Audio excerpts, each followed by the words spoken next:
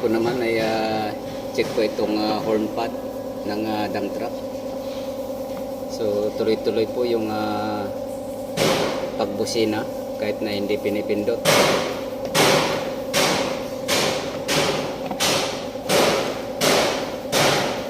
So ito yung nakakabit sa steering column kasama ng steering wheel.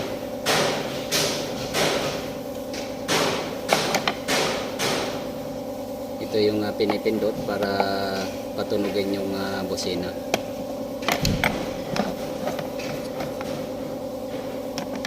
So mayroong mga contact dito. So yung ginawa ko ay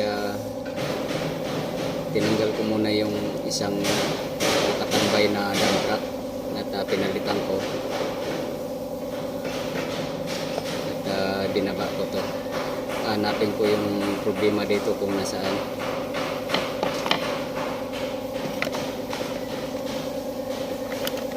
So dapat tutunog lang yung busina kapag pinipindot ng driver itong horn pad na to.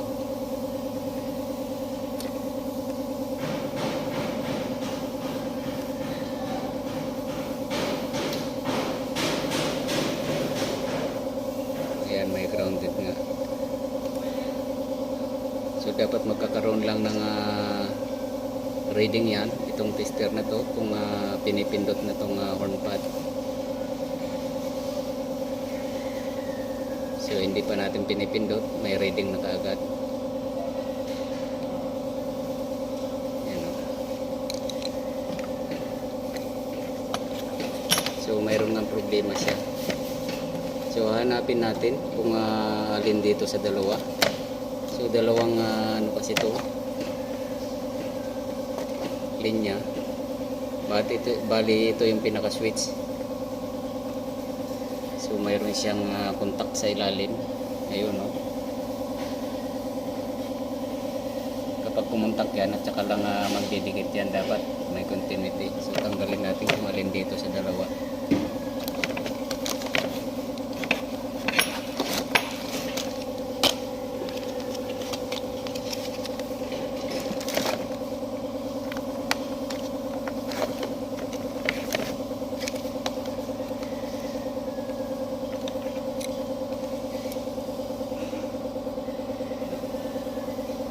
Malamang mayroong isa sa kanila may continuity.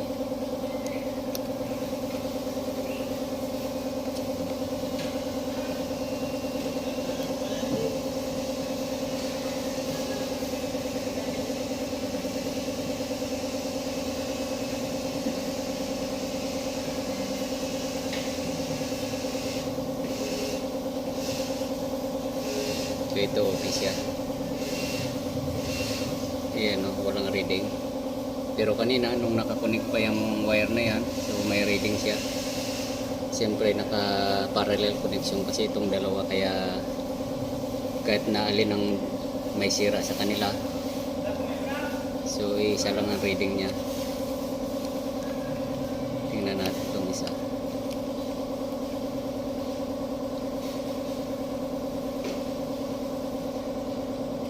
Ayan, may reading siya, oh.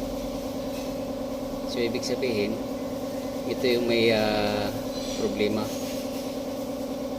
Grounded siya, oh. Dapat wala siyang reading yan, wala siyang continuity, kaya pala tuloy-tuloy yung pagtunog ng busina.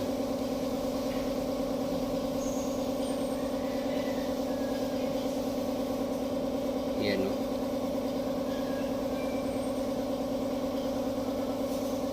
So dapat magkakaroon lang ng reading yan kung pinipindot na natin yung horn pad na yan. So itong isa, ayan, o, walang reading, o.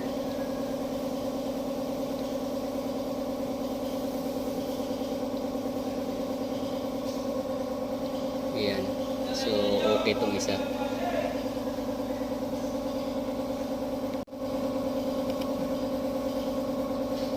Ayan, o.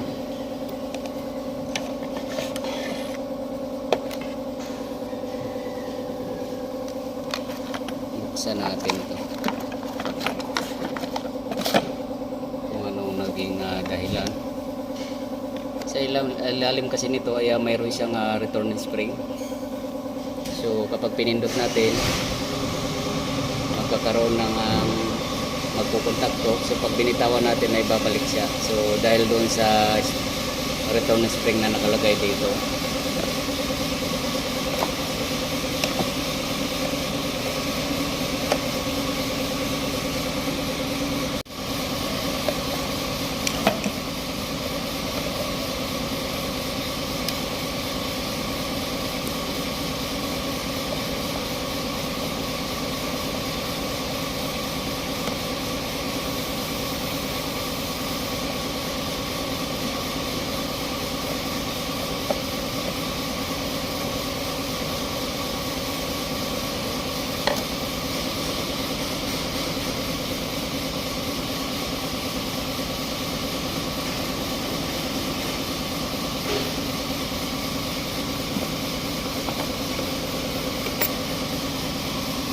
Ayan yung return spring.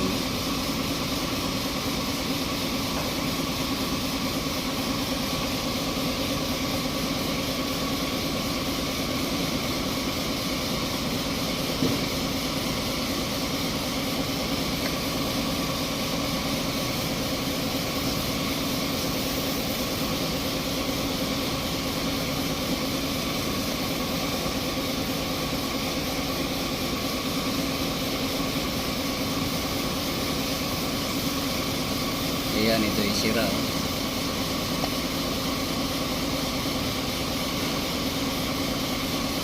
So ito yung sira. Dapat itong spring na to ay hindi sasayad dito sa bakal.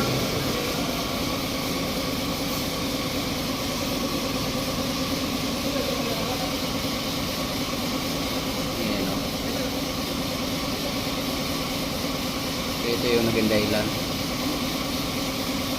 Kaya nagkaroon ng grounded itong dalawa na to. Ito. Dahil itong pinaka-rubber spacer ay may sira na siya. Oh. So lagyan natin ng kaunting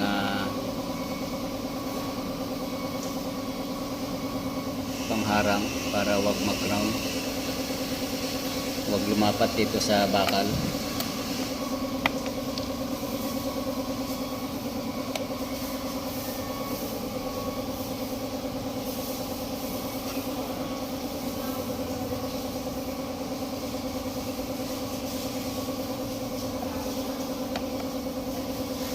Lagyan natin. Importante lang naman dito ay mawala yung continuity para wag nang magtuloy-tuloy yung busina.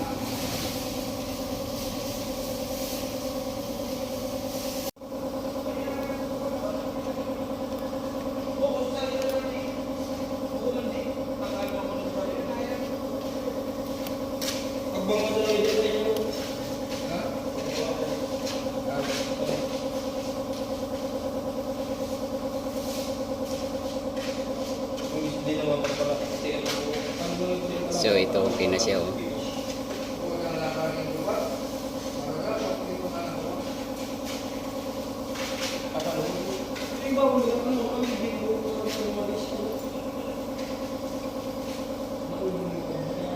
Okay na siya. Oh.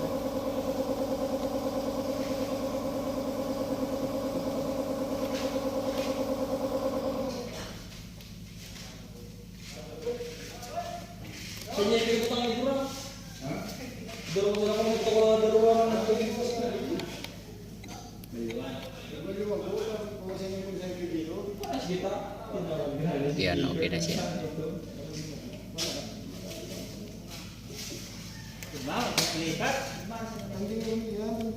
So wala na siyang reading.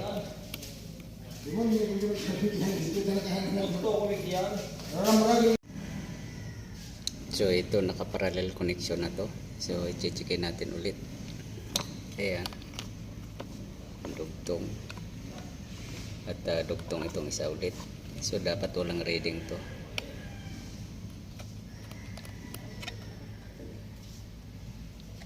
Ayan, wala na siya. Oh. Hindi tulad kanina, mayroon siya.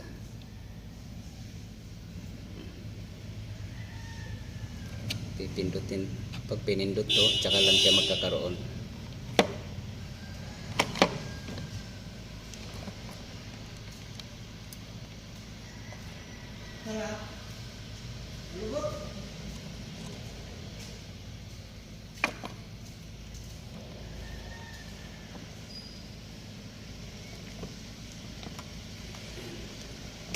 Yan o.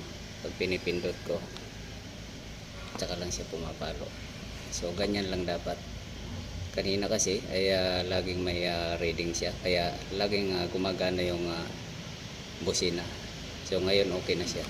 So naglagay lang ako ng patong insulation para wag magkontak itong dalawang bakal na to.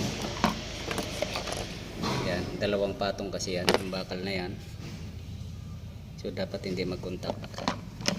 So magkontak lang yan kapag pinipindot dito sa taas ng driver. So hanggang dito na lang po muna ang video kong ito. Please like, subscribe na lang po and hit notification bell para sa susunod na mga video. God bless us all po.